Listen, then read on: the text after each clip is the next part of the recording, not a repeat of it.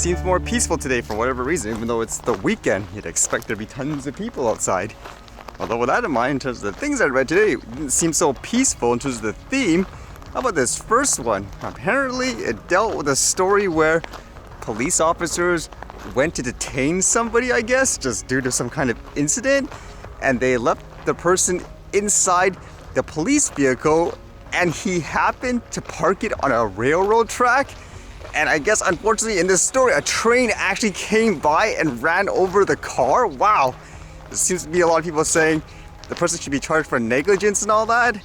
So they did post an official statement in regards to what happened. It says, on September 16, 2022, at about 1940 hours, Fort Lupton officers were dispatched to a reported menacing with a handgun that occurred on Highway 85 somewhere in the Fort Lupton area. A Plateville police officer was able to locate and stop the suspect vehicle in the area of Highway 85 and Weld County Road 36. Fort Lupton police officers responded to assist with high-risk vehicle stop, and the female suspect was detained. Officers cleared the suspect vehicle to determine if anyone else was in the vehicle. Within a matter of seconds, the Plateville's police vehicle, which contained the female detainee, was struck by a northbound train. Fort Lupton officers immediately summoned medical assistance and began life-sustaining measures. How does that even happen when you think about it? There's so many police officers there. Doesn't one person say, it might be a good idea to get off that track? No one hears a train coming at all to warn, for example, the lady get out or to help her out? Yeah, I don't know what would come about with this situation, but what would you think would happen here? Would it be criminal negligence in some ways, for example? That's really bad.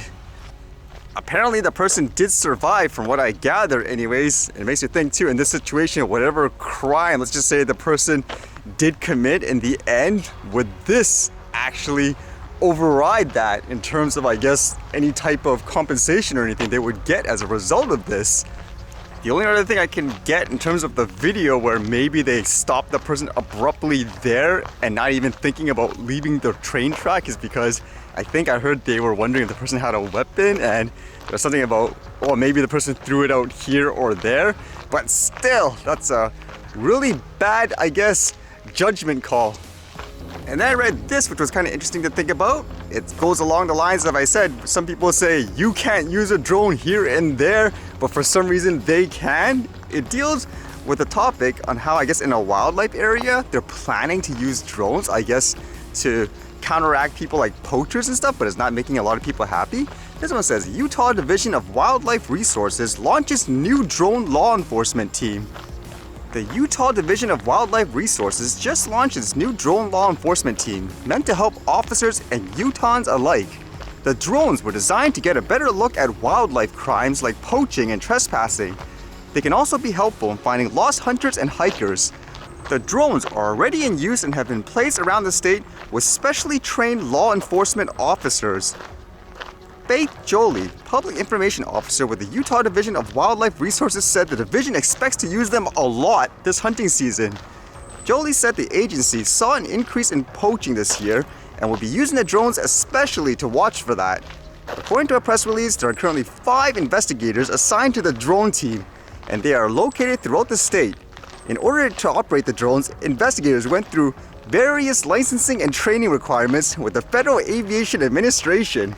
As mentioned, the drones will not only serve to find illegally taken wildlife, but will also help the well-being of others. Search and rescue efforts will be spearheaded. Biologists will be assisted with wildlife surveys, assistance in boating accidents, and help in hunting-related shooting incidents. Like there, the first thing I thought of, it was how, okay, whatever happened to the narrative of you fly near an animal, it doesn't matter how high you are, it'll give them a heart attack and so forth. How is this okay all of a sudden because you use it now, they're gonna be perfectly fine? That doesn't make sense. It's a little contradicting, right? At the same time, it seems like, again, a lot of people aren't happy about this for different reasons. Not because they fly a drone, but I guess for some hunters, like when you read the actual comments, one thing they're concerned about is these drones flying around or something like that, where it'll actually, quote, scare the animals, so it disrupts, I guess, whatever they're doing. Some people seem to be calling out the hypocrisy. It says here, hunters can't even use trail cameras or drones, but DWR can. Nobody can use cameras except the DWR. Why did they pass the trail cam law and now they use cameras on hunters? Add it up. So I think it's one of those ways of saying they want to monitor people. I don't know, but in general, that is extremely contradicting. Maybe that's the case, I don't know, but it doesn't make sense, quote, scientifically in any way. It doesn't magically change just because you use it all of a sudden like there.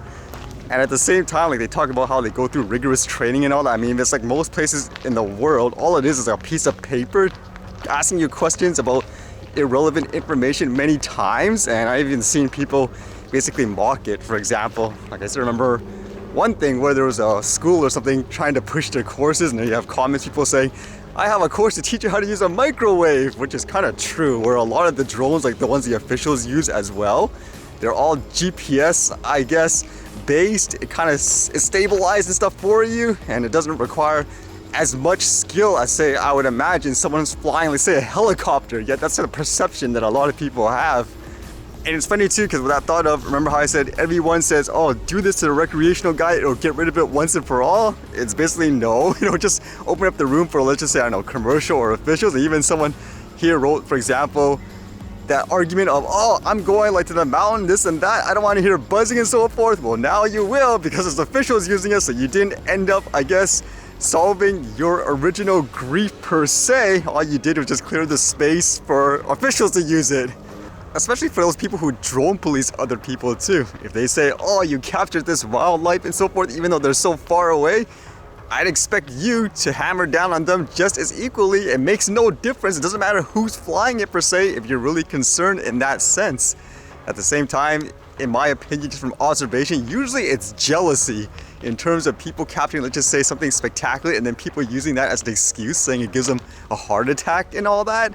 Because again, if someone can't fly, I don't know, 80 meters in the air to capture a whale or something like that, then technically they shouldn't be able to do it too, if that's the argument where it gives animals heart attacks and all that.